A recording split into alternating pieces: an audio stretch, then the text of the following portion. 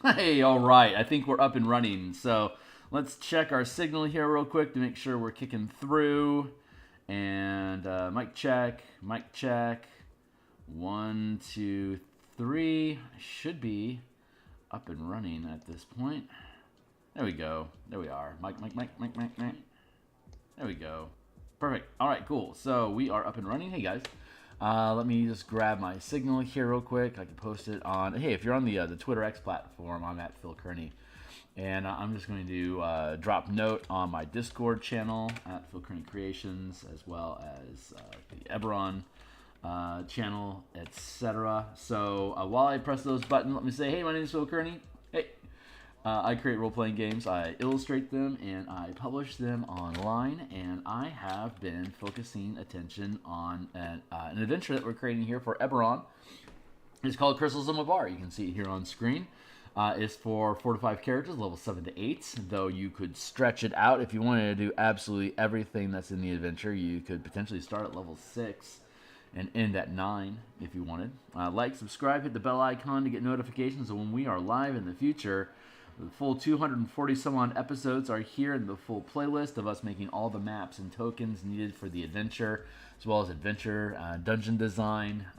Once we get through the tokens and the maps, which we're getting close to being done, but once we actually finish them all up, we'll be doing page layouts and interior spot art. And if you want to, there we have a.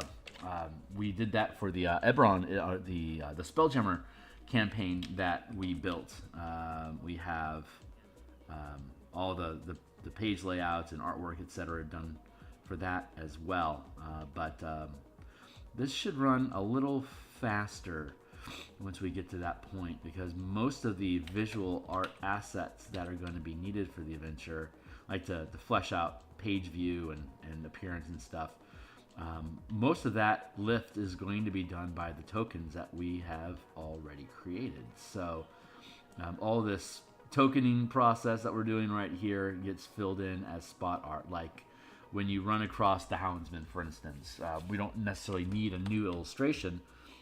We can just drop this token asset onto the page. So, here's the Houndsman. When you run across Zolzu for the first time, we have a token for Zolzu. When you run across Karen or Captain Carl, all these characters have tokens. So all that art is already being resolved right now. We just drop them into the position. And if you want to see how that's actually, let me show you. Let's go on a quick tangent here. If you drop down here, if you check this out, the Spelljammer Combat and Exploration supplement that I created, it's on DMsGuild here. And you can see that there's an extensive full preview. So if we drop down here into Converting Line of Zaraxis, see, we have tokens for all the different characters and their stats that go along with it, the ships that they had going on, all the different NPCs that are involved in a particular encounter, all the different ships, all the different weapons that are in use. So you can see, like, here's the team's ship and weapons and NPCs. Here's the enemy in the encounter, their ship, their weapons, their NPCs. And so as we go through the adventure, like here's the chunk of map that we find this derelict on, which then pans out to a larger map in the region. So we can process all this stuff and all the visual assets that we need on this page to keep it visually interesting is all the tokens that we built for the adventure. So we're going through that same process here. And as we introduce new people, we just integrate them into the artwork. These are all the tokens and the maps that are provided in this supplement to augment the adventure, the encounters in Lattice. See, like here we have a Trent Starbow. He's both a weapon, a siege weapon. He acts as a trebuchet, as well as an NPC that you can interact with. So we have him both as a token for weapons and ship systems, as well as an NPC token. So like this, just some of the fun. This is us having done all the work for all the tokens that we built for this supplement, and now all those tokens are being used as the illustration filler. So that's that we, yeah. So the tokens become the artwork. That is, there you go, like system maps and stuff like that. And when we need to do when we have space. In this one, we were able to fill in gap pieces with like space and wild and astral blarble. For the Eberron adventure, when we get to the place, we have little spots like that in the corners or the sides of the pages. We'll be able to fill them in with like little room environments or tokens, like little like trinkets. But little room illustrations to show how things are positioned from the camera angle that you're coming in from. Fun little stuff like that. It should be pretty easy for us to be able to spell things out like that. So the spot art that we do in this adventure will be, we can have those all separated out as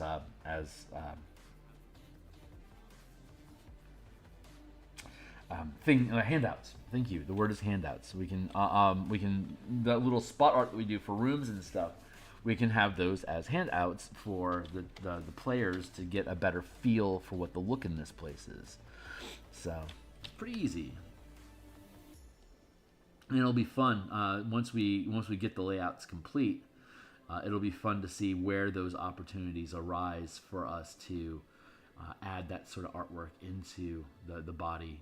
And then we'll do all of that spot art here online as well.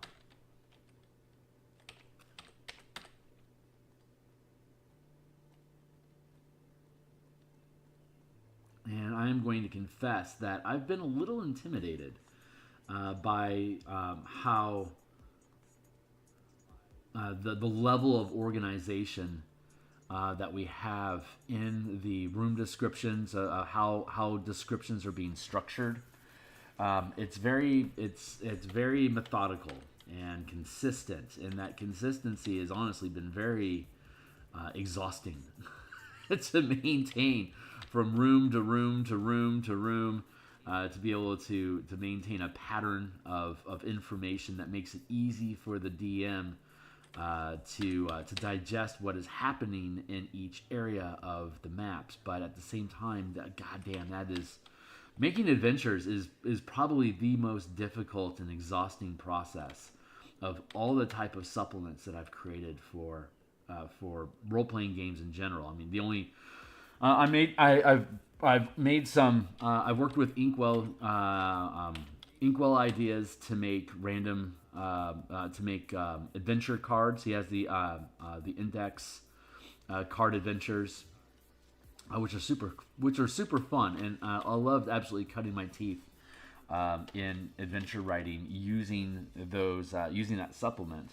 Creating those really helped me key in on being concise with adventure design information. But other than that, this is the first adventure that I've actually published, and this is the first adventure that I've published under my own flag.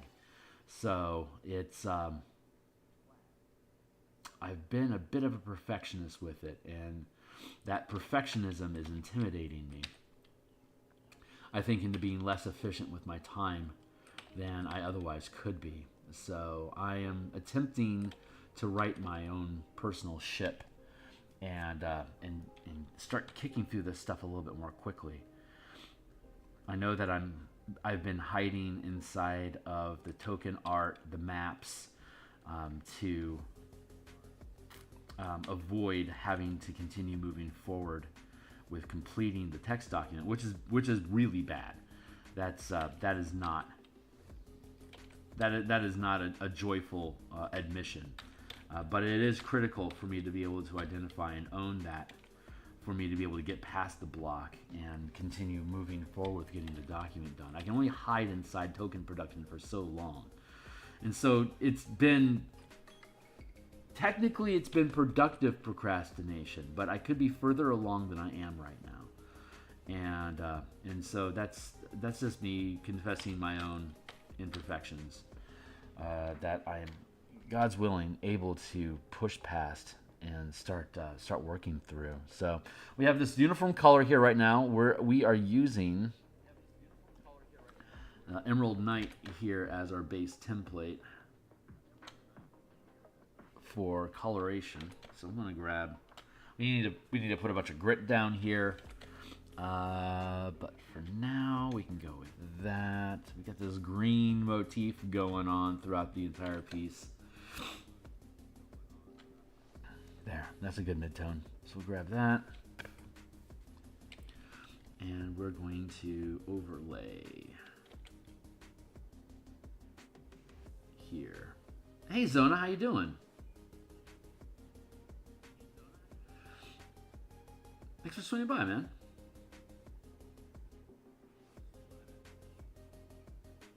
But yeah, all the playtesting for this has gone really well. It's a strong adventure. It's such a... I had not anticipated how heavy of a lift it is to build this thing. And it is legit intimidating. So I think it's okay that it is. I think more than anything, I just need to be able to just take ownership of that and keep pushing forward. The girl wants to take me on vacation to be able to help unplug my mind, and I don't disagree with that. I certainly don't mind my girl taking me on vacation. But we both have to find the time to do it, so it'll probably be in the near future. Let's go with that there, and I love that this guy has a scarf. It's a trinket basically that allows for face itches. It controls weather. This guy's in basically plate armor, so that can either be freezing. It doesn't help it helps a little bit in the cold, but in the heat, it's absolutely stifling. So the idea is that the minor magic item regulates temperature, so he doesn't overheat and exhaust. Remains comfortable at all times, regardless of what he's wearing. So puts on the armor, puts on the scarf over the armor, comfortable all day. That's the idea that goes on behind that. I'm gonna do that.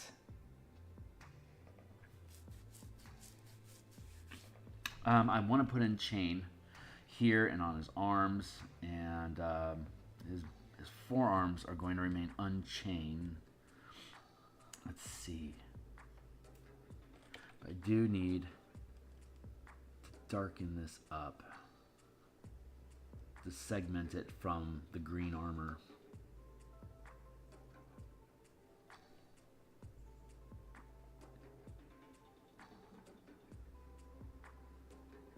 And then we're going to paint over the sword separately. I'm going to drop that down in there into the blade, into the pommel. There, and some spots in here.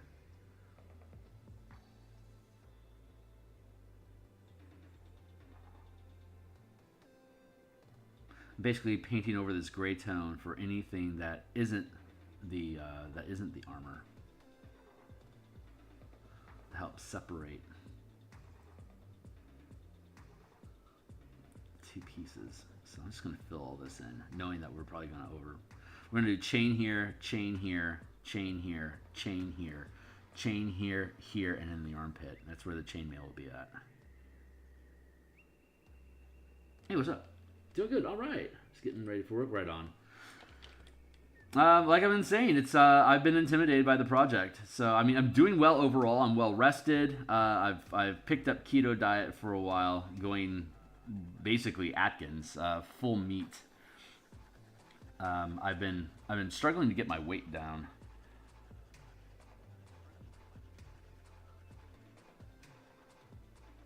I was at before the pandemic, I was 197 pounds. And then I swelled up to 240, and I've had a hard time dropping that weight again. So, I used to use Atkins in my late 20s when I gained too much weight, and it was really effective. So I've dropped 10 pounds in the past 2 weeks. So far, so good. But I'll get myself back down under 200 and then stabilize and start doing more greens and stuff. My sleep is doing well. Smoking less weed, which is helping me get my dreams back. I know that when I'm depressed, I smoke a lot of weed. I'm here in Seattle, where it's super easy to get access to marijuana. but it is restricting my weed usage to the weekend when I'm basically hanging out and not being productive anyway is a good way for me to, like, I don't really drink anymore. But I know these are like not sleeping well and over medicating. These are all signs of depression, which, if I'm aware of, I can take actions to combat. And a lot of times, for me, it's just a matter of sleep and diet. So I'm coming along nicely on that front. I'm getting that stuff fixed up. You know, I'm kind of thinking a chainmail scarf is kind of fun. I think I want to do something outlandish with the scarf, though. I haven't figured it out. I haven't sussed through quite yet what I want to do with it, but I can sense that I do. And I think I need to rebuild this. I need to rebuild that hip piece. It's not sitting proper.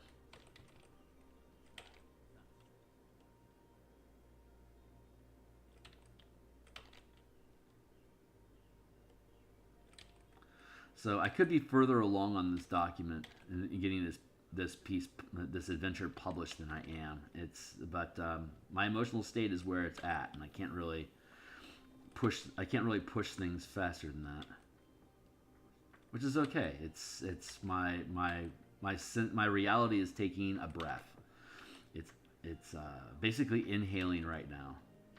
When things feel contracted and like you feel stifled or things like nothing is moving, that's, in my opinion, that is the state of reality, and taking an inhale to gather new resources to be able to process and move life forward in its next stage. So I think sense of movement, sense of change, sense of production, sense of creation, all those things, I think that's the exhale of your life.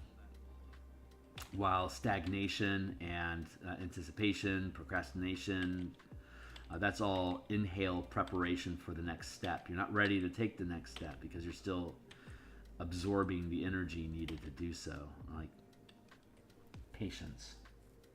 So I understand the process, and I don't resent it at all. It is simply what it is. But I also like being able to identify it, so I don't feel like a victim of the circumstances of the rhythm of my life. Like, not being able to recognize your rhythms means you don't really understand why things happen to you the way that they do, and it allows you to blame yourself when things are quote unquote going wrong, but they're not going wrong at all. It's just preparation for the next thing, you know? Hey, what's up? Hey, Hornetico, it's good to see you, my guy. Yeah, thanks. Awareness is half the battle. Hope you keep... Yeah. Also, change screens. It does sound pretty dope.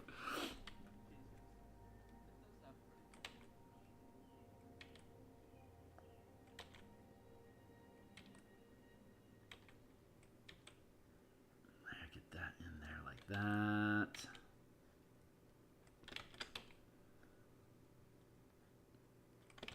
Open that up a bit. There.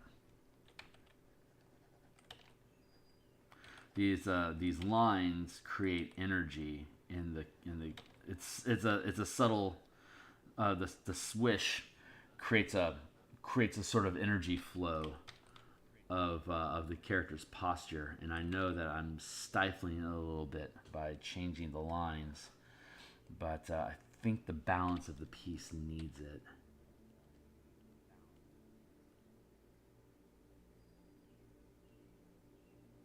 Yeah, it feels pretty good. I'll duplicate that line.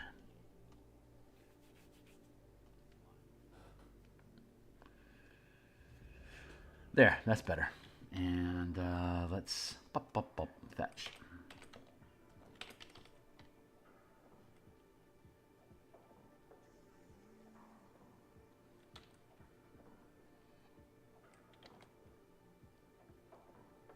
Reminds me of the Impermeable from Wild Wild West. Oh my god, wild, like with Will Smith?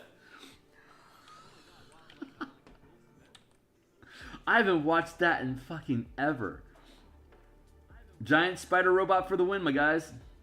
That was there was some goofy artificer type tech in that movie. I liked it. I don't know if either of you guys saw the Willy Wonka movie, that the most recent one that came out starring Muad'Dib. But that is, I've talked about that before, but I think it is the absolute best example of a D&D artificer alchemist that I've seen. He creates little magical treats that you eat, and they cause magical effects. And he has an easy bake. He has a suitcase that when he sets it down and pulls the lever, it opens up as an easy bake oven with an array of just fantastical like the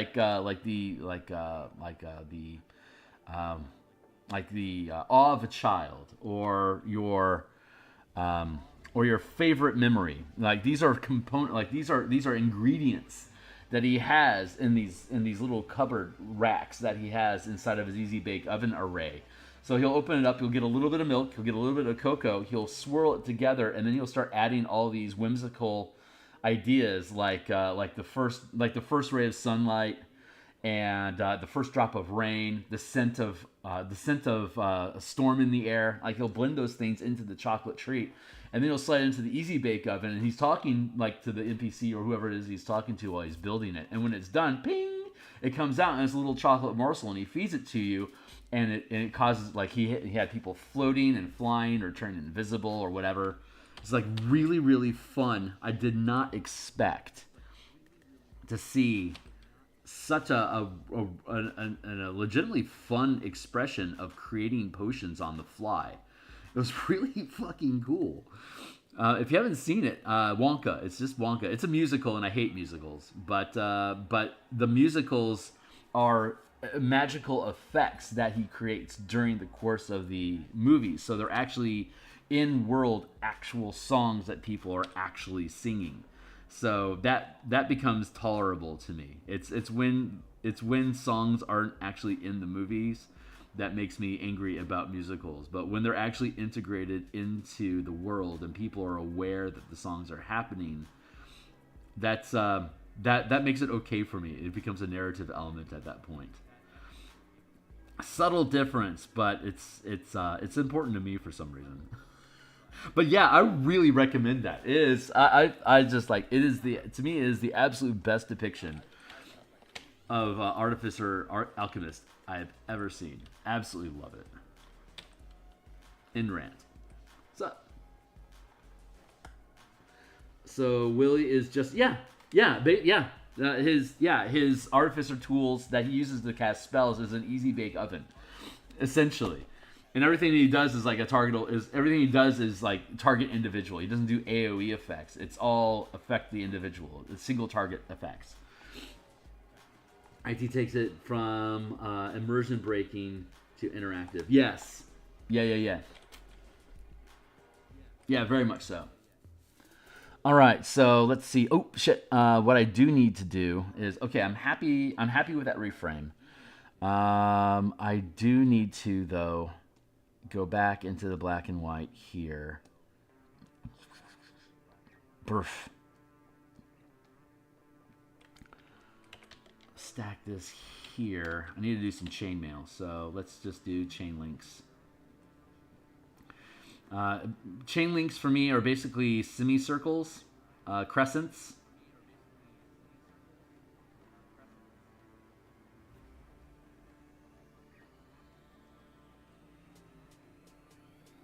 A series of concentric rings, basically, that interconnect.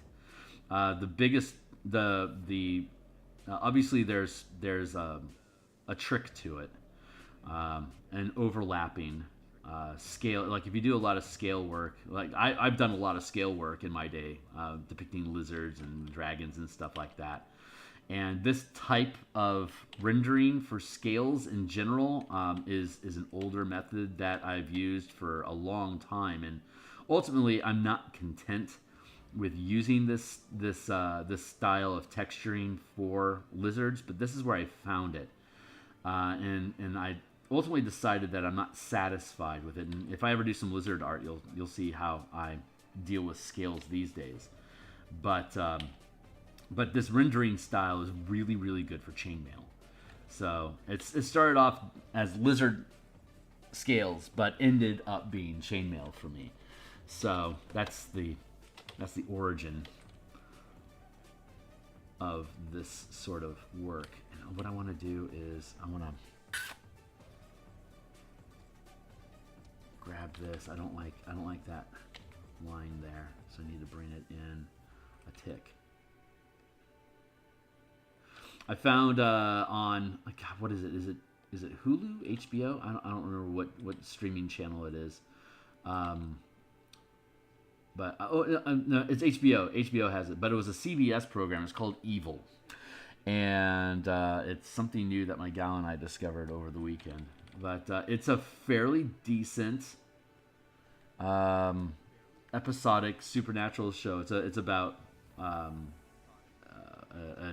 exorcism investigator assessing whether miracles are actually happening or not, and he has a crew of doubtful team members that are there to assess whether or not there's like actually a possession or is a miracle actually processing.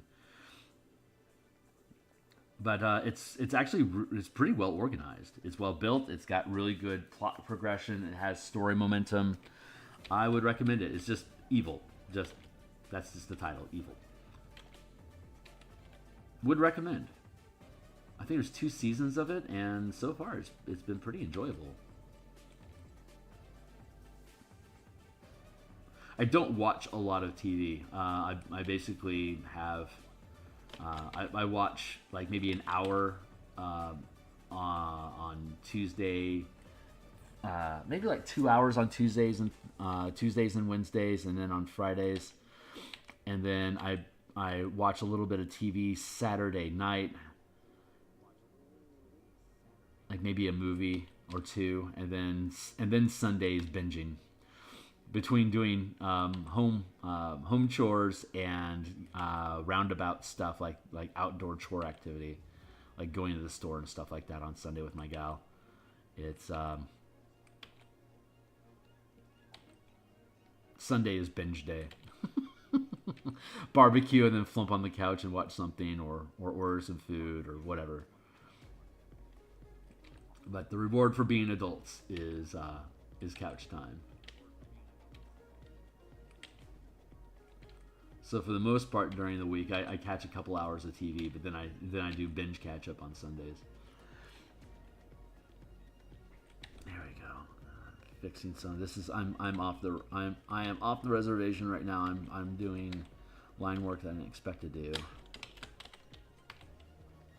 There. But if it gotta get thick, it gotta get thick.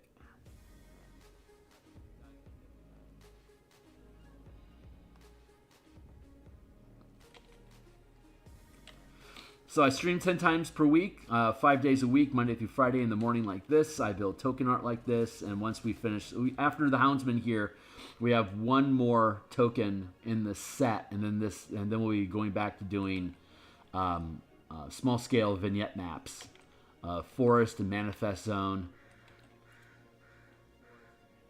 Hello, crow. And you probably can't hear the crow outside my window, but he's there. So this particular series is coming to a close, and then we'll do some more maps, and then I think and then we have some villagers to do, some village NPCs, and a couple different type of demons to illustrate, which will be the last set, villagers and demons.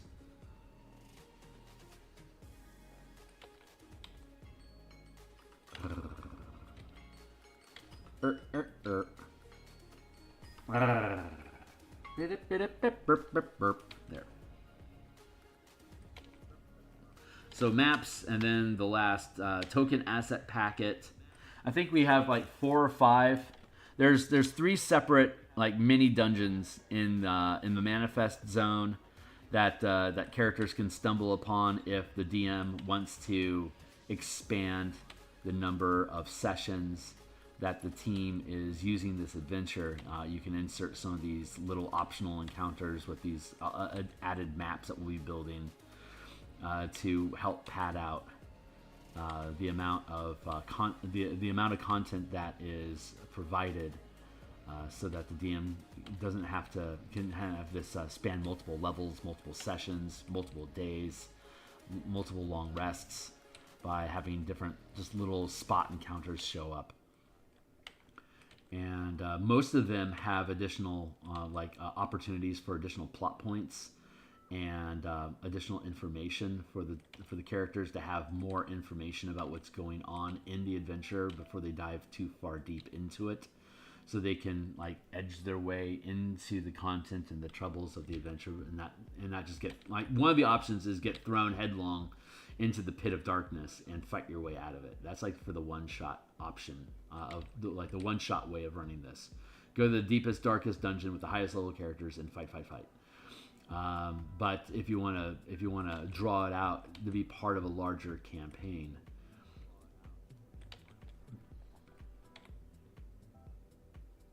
then starting them further away from the dungeon and having them run across more and more weirdness as they get closer to it,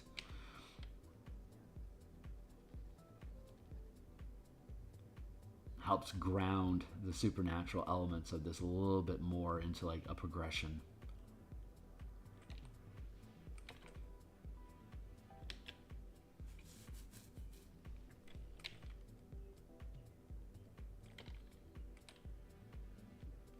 Now I'm just fixing stuff. This is I'm beyond the scope of the current project, so I need to stop and then get back. Now that I fixed that, I can get back to my chainmail.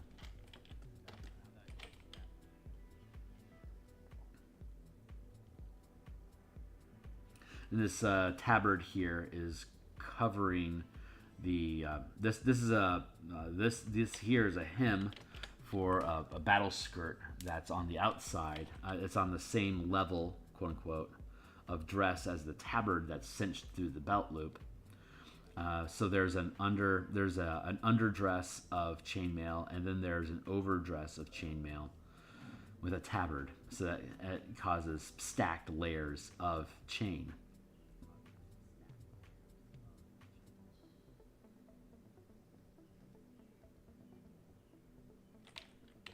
And again, the biggest one of the biggest hurdles in doing this is making sure that I maintain a consistent chain size as I move through the document.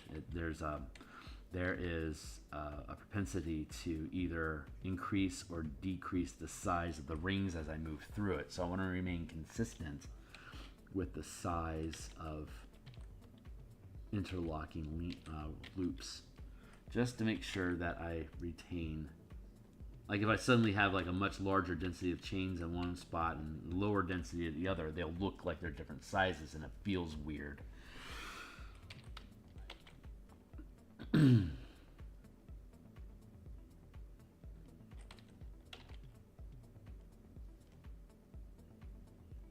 So I can go along the edge like that to lay down a line of how the links hook into the hem, and then from there I can just start rendering.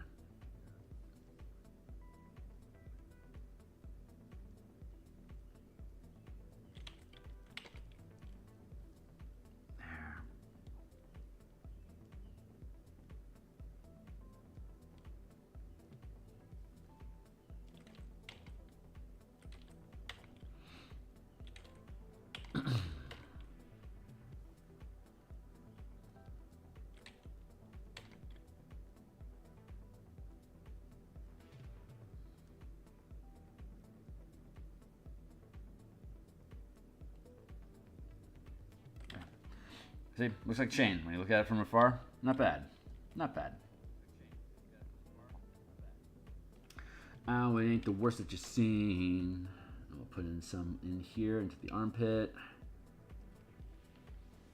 Imagine chain mail of links of which no two are exactly the same gauge. Chaos mail. Neat. Maybe I'll keep that in mind for future orc activity.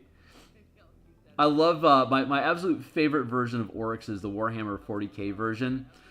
Not so much in 40k they're plants, and that's not my favorite part of it. But that's why you can like cut off their arm and their legs and they remain still like 85% combat capable, because they don't care.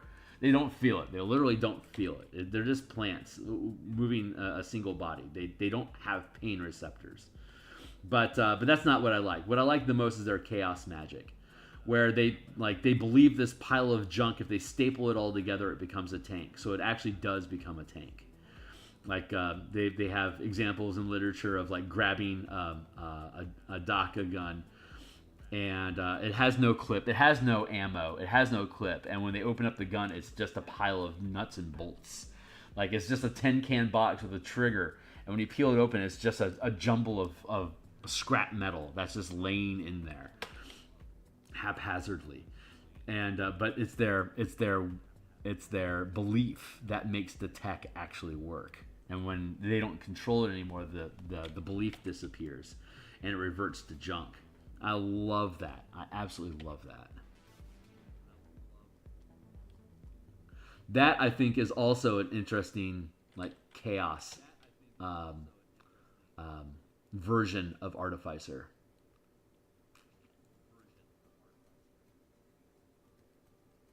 Like a more naturalistic, not naturalistic. That's not the right word.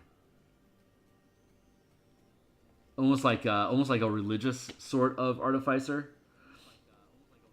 Not divine per se, but it's just like raw belief. Anyway, I think that's fun.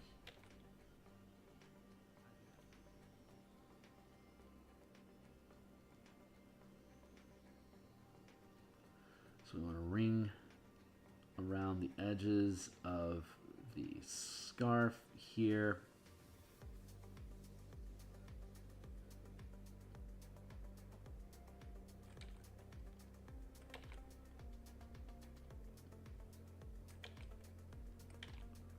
We can fill in.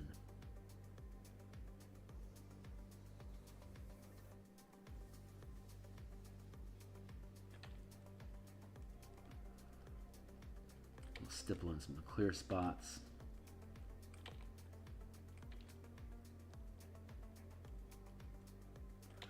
We'll see if we like this. I'm not 100% sold on chainmail scarf, but I'm willing to go here for now.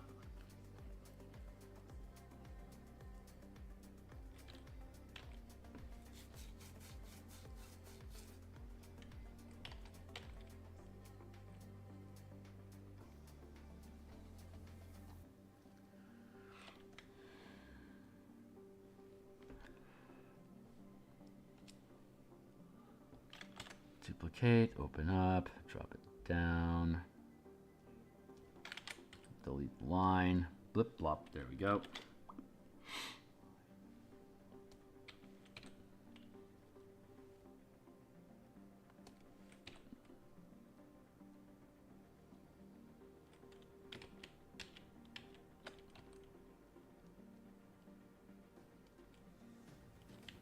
What's up? You did.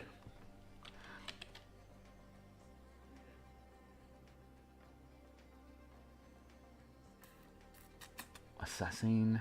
Okay.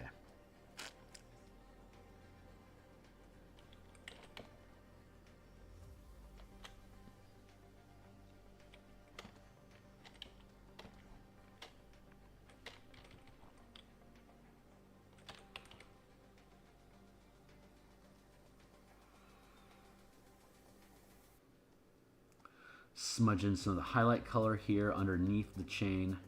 And by doing just a blend, it starts to create its own sort of texturing.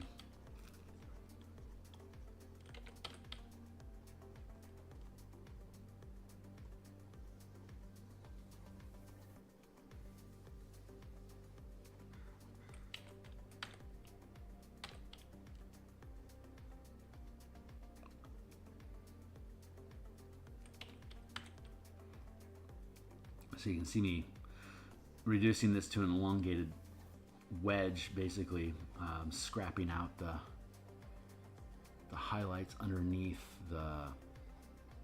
So this is the underskirt. It has less opportunities to have highlights, but it's the same sort. I can put an eraser mark through here to break that up to create these draping layers, which is something that would happen. It adds a little bit of texture depth. See, you can see it's already starting to fake the effect really easily, just with a little bit of highlighting. So I can do that here as well. So you kind of treat the texture like it's metal, but it's broken up by all this flow. It's interesting.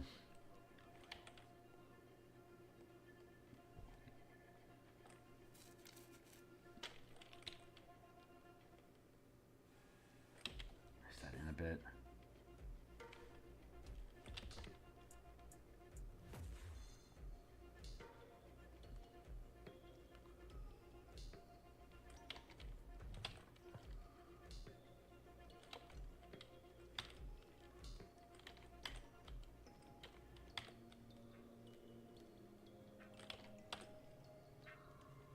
There we go.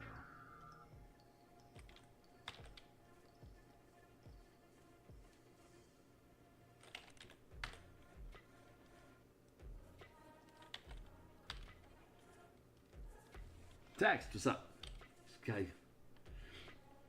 This guy kind of looks orcish now that I'm getting a good look at him. Yeah, well, it's the helm. It's the helm that he has. It's intended to be kind of bugbearish in nature.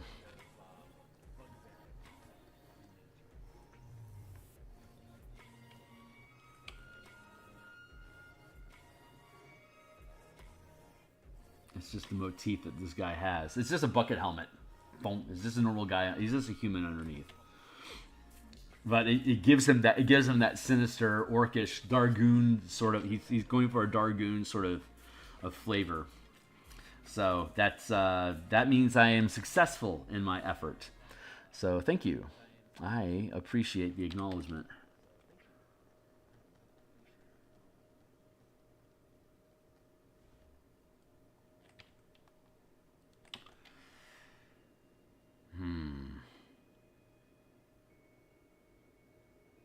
That is decent. And now what we want to do.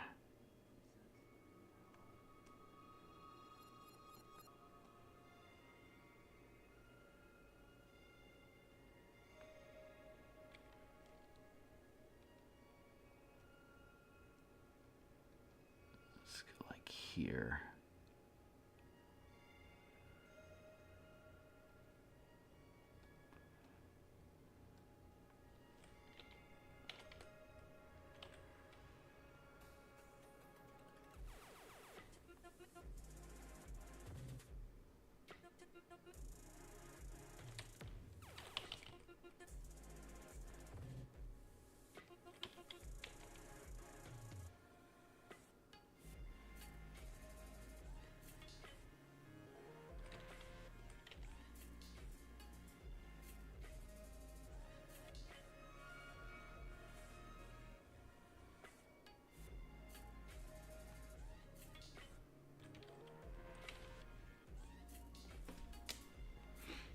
Definitely would trick the players with lightning because his silhouette, with lighting, his silhouette doesn't look like he's your average guy. Yeah, not at all. Yeah, he is a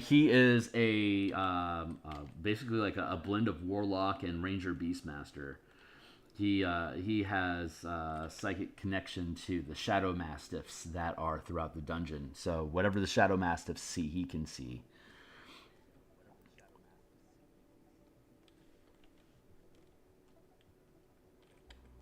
Go with sword.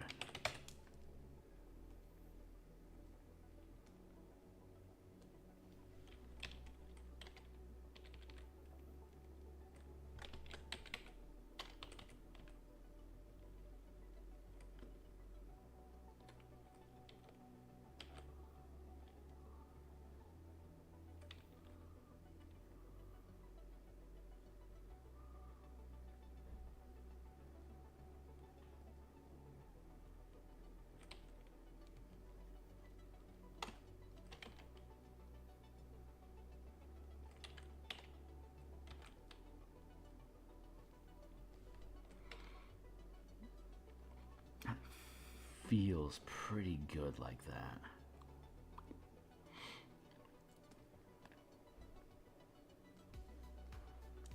Chain. Let's go. That's underlayer there. There's my shadow layer. I'm going to put in some white. You know what? I'm going to hold off on that. I think I think the next thing for me to do is to body. Duplicate that group and no, we're not there yet. I thought I was about to merge. I thought I was about to merge this down, but I'm not actually there quite yet because I need to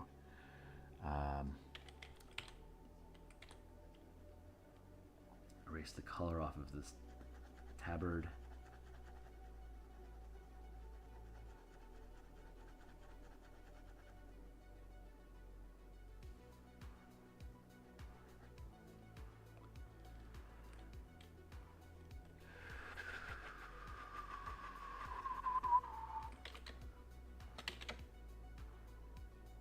There.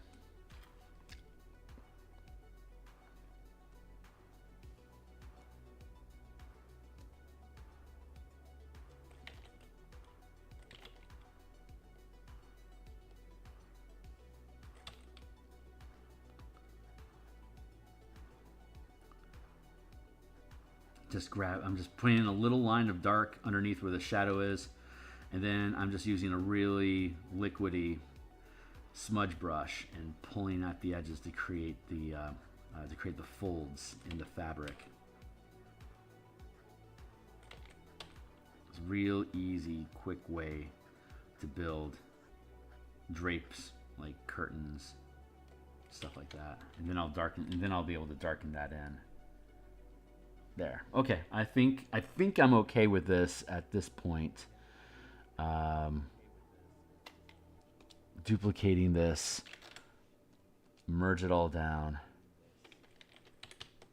So now it's a single layer that I can start smudging stuff together and working on highlights. Chases perps through walls. I like the idea of a police force that uses blink dogs as sidekicks. Hell yeah, man. That is on flavor. I love that. We had, in one of our campaigns, I better get rid of that square. It's going to fuck up my shits. Where is the circle that I want to use? There. One of our past campaigns, there was vampires that were breeding and defiling blink dogs to become basically like hound minions. You know, like how there's always like wolves or whatever that are associated with Dracula and stuff like that. In this campaign, it was blink dogs, and the team went out of their way to rescue and rehabilitate the blink dogs to be happy puppies, and so one of them took Beastmaster. He was playing a barbarian, so he went Pact of Totem, or Path of the Totem, and took blink dog. So when he would burn an additional use of rage as a bonus action, he would have blink for the the blink spell. He'd have the blink spell active for the rest of his rage. And then he took Beastmaster, and so he was a barbarian ranger split. And took Beastmaster so that he could have a blink dog familiar. So he would be blinking with his animal companion attacking targets. It was pretty fucking cool.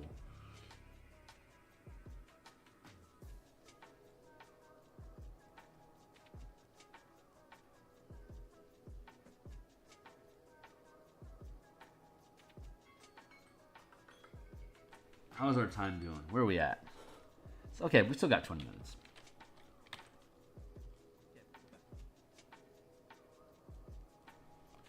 We need to conceal the sword and get rid of this.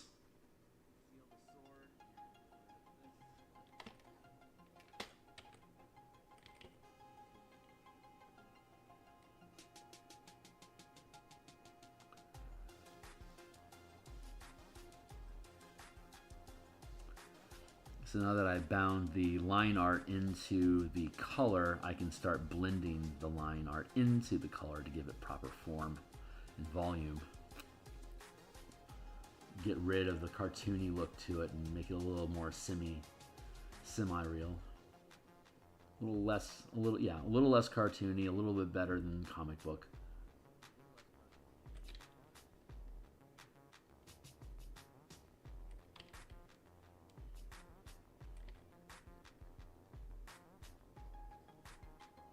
It'll take a little while for me to do this.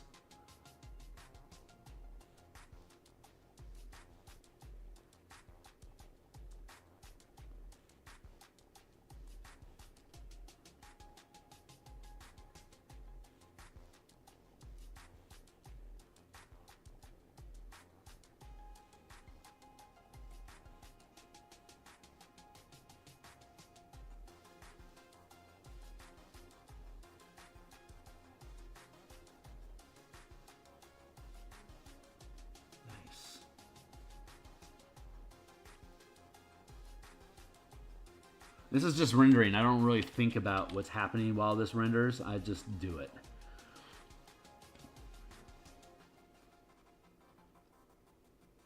So the less I think about what I'm actually doing, the better off it normally ends up being. I'm just pushing pixels. I don't have any real thought that goes into it. It just becomes a task. Kind of like you don't really think about, like if you peel a bunch of potatoes, you don't really think about each individual stroke to shave off the skin of the potato. It just sort of happens. You just kind of know what the action, like you know what the movement is supposed to be, and it just ends up rendering results with a clean potato in the end. This is sort of that same effect. I don't really think about the individual brush strokes that I'm taking. I just know it's just a general autonomic command to blend the color into the surrounding line art, and it just does it. And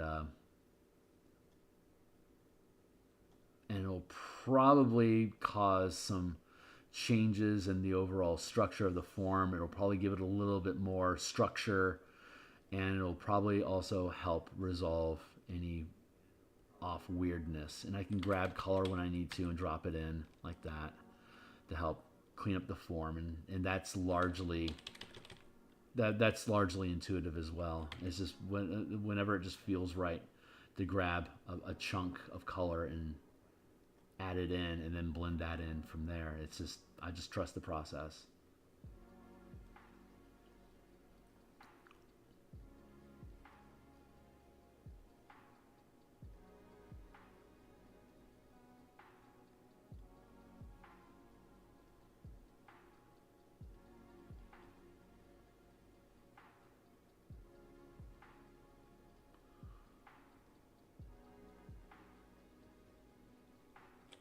So this becomes meditative time for me when I get to turn off my brain and just let the pixels push.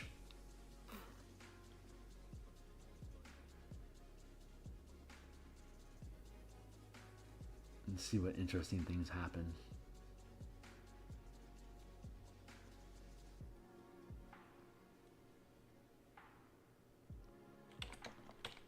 Like here, that needs a highlight, so we drop it in.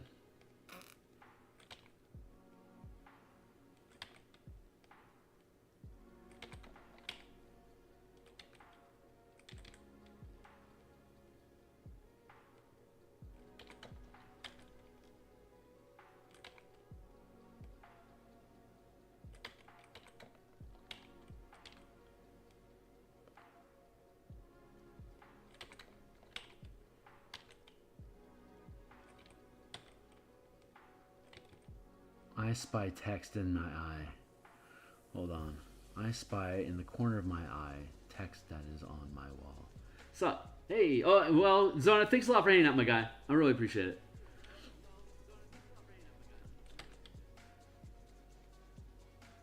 It is always fun to have somebody to rant with. So thanks for being here. I hope you have a great day. I'll be back at around in about 6 hours from now, around 1:30 Seattle time. to continue working on the Warforged and Machine supplement for expanding Spelljammer. I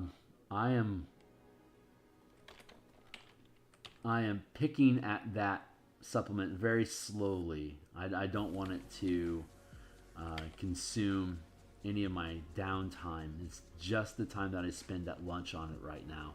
Because this Eberron adventure is my primary project, so I want to make sure I'm devoting my downtime activity, like off-screen time, to building this out to get it finished. But the Warforged... Warforged Machines is basically mecha combat, using the Spelljammer rules that we already created to lean into the fightercraft mechanics that we made.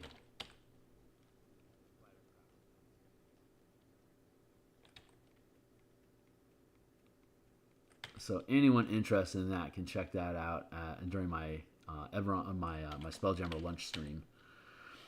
The playtest for the martial power system is coming along really nicely. This is potentially this Saturday is potentially the last adventure session needed inside of this inside of the tile that the team is currently in, and then we'll potentially, if that is, we may have another week. I could see this week and next being used to resolve the current quest, and once it does, we'll be upgrading to level 5 and potentially changing the date from Saturday to another day of the week to run the adventures, maybe Monday or Thursday night. So I'll put up another poll probably this next week about, what do we want to keep? Is the current team committed enough to want to stay on board? But it's going to be a vote on. It's basically a Discord-wide vote of when people are available to play, and so we already have a team of 4 that are volunteering for Saturday, but offering a change up in energy allows current players to bow out if they need to and help inject new energy. Even if the day stays the same, new people may be interested in participating for a month. The idea is like a 4 or 5 week stretch at the current level, and then increasing character level and changing the adventure scenario so that things stay fresh and interesting for people that are participating in. So there is a pseudo campaign that's actually occurring. It's a West March campaign, but it's had a dedicated set of players for the past. We've had 4 sessions so far. No, 3? Yeah, 3 sessions. And so this week will be our 4th, and there may be a 5th. But they start at 3rd, and then 2 weeks in, they're like, we've done a lot of stuff. Let's push us up to 5th, to 4th level. So currently the cadence is 2 weeks at a level, and then you gain a level. And then every month or so, we potentially change the date and change the players that are on the team, scuttle things around, mix it up, keep the energy fresh.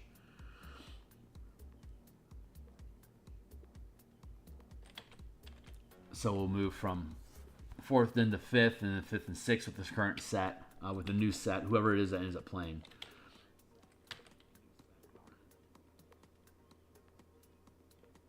There, blend in that color like that.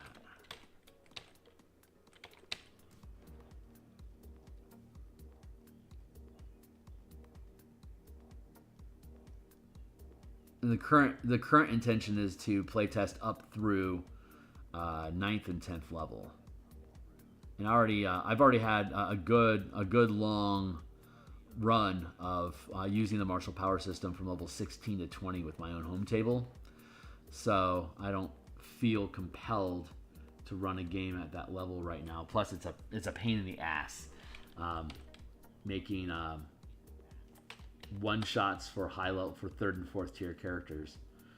It was much easier for me to actually integrate it into an ongoing storyline and see how the use of powers affected the decisions that they made. and the amount of damage and options that they were doing. And I was really happy with it at the high end.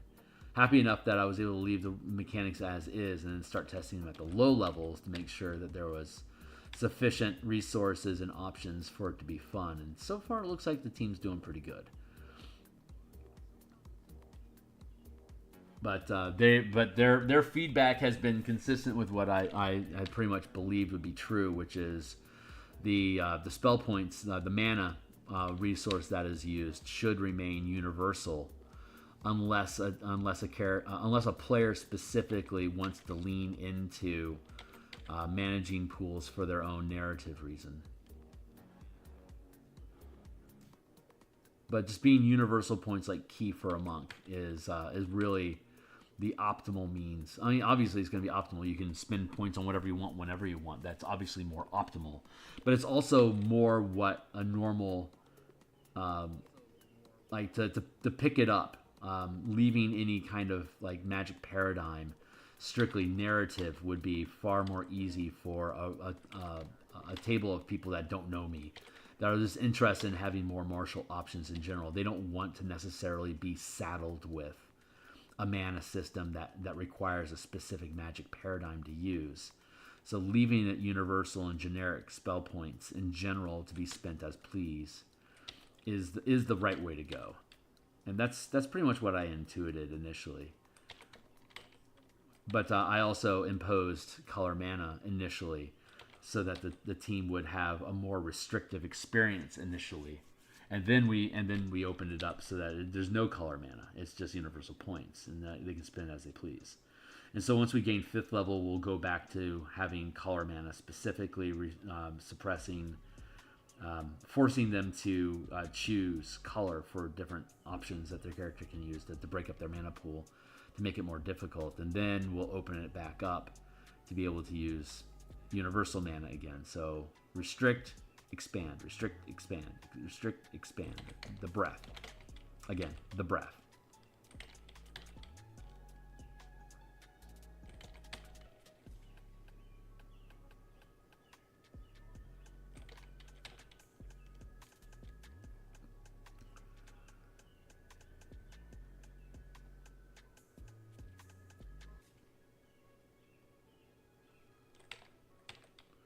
I gotta say, man, keto, Atkins, high meat, no carb, the ketosis effect, which is where keto comes from. The ketosis effect that you get is basically your body switches gears into like off-road and starts eating the fat inside of your body.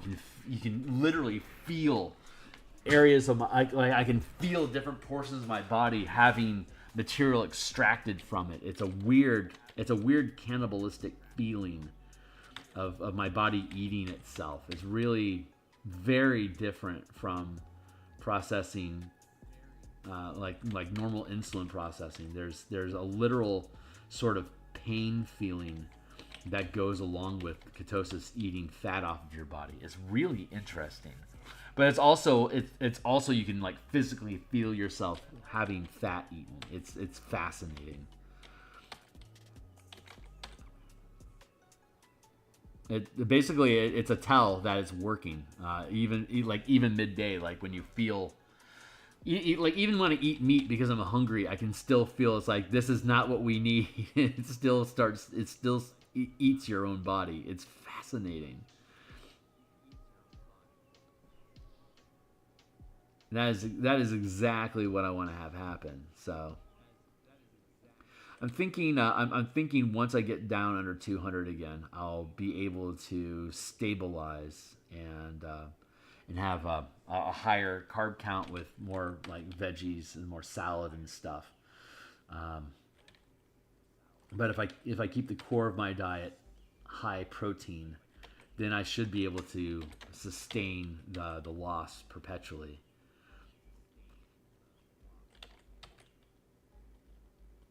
I think it's worth the extra coin to invest in a large protein diet at this point. I'm an older guy. I'm nearly 50 now.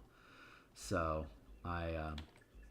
it's a lot of dietitians recommend a lot of protein in an older diet.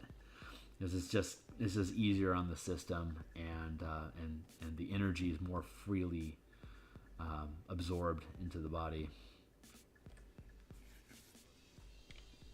I like how this is coming along. The little bump here and there for the chain.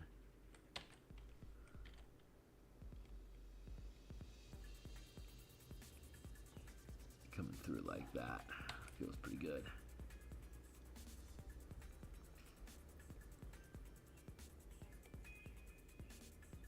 Once we have all this color and the line work blended into the form, we'll be able to go back through again and do another highlight layer to punch up the reflective nature, the lustrousness of the armor, and it'll also help with the chainmail, having a small sheen of color overlay the line art.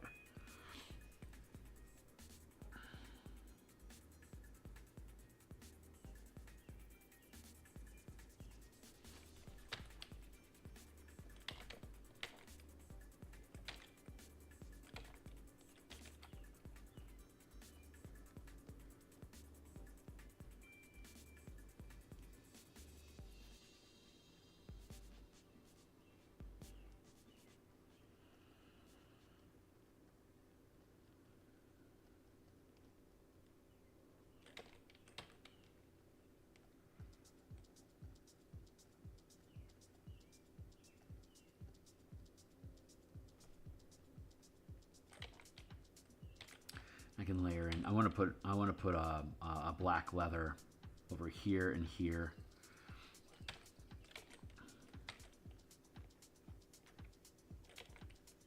I legit did not realize that this line here lined up with this line here that's running through fairly consistently. A, I love that.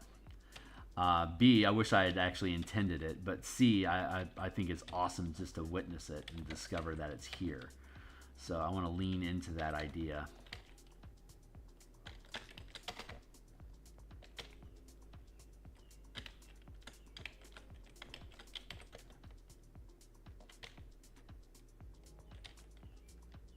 Like that.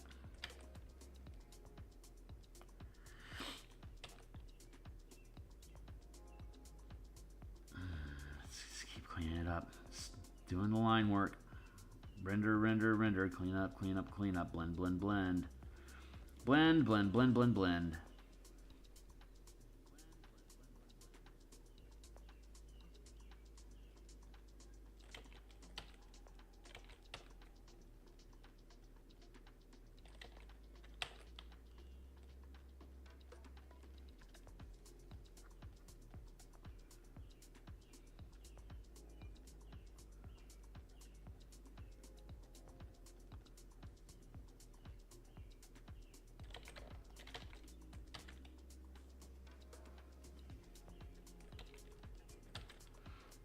Cast shadow there.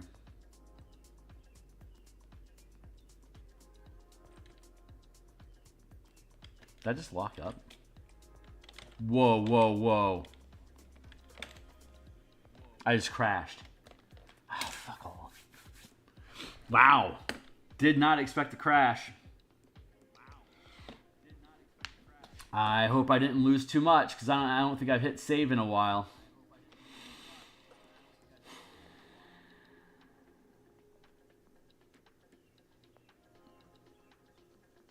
Recovered.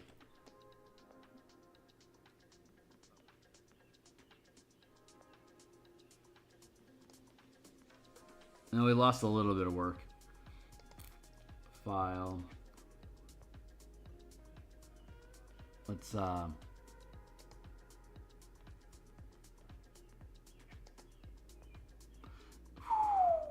that's what we had. And this is what we were able to retain in the recovery. Holy shit. We got lucky, boyos. Save as.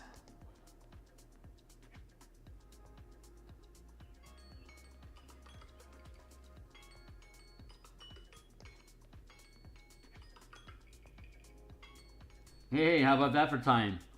Everything's working out. God, that was scary, man. Act 3, creatures and NPCs. There we go. Replace it, yes.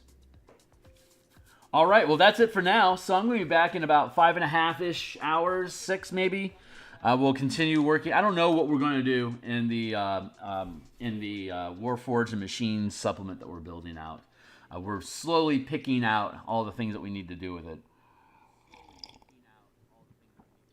It doesn't look like we lost much here, so I'm pretty happy. We're going to come back and we're going to continue working on this tomorrow morning.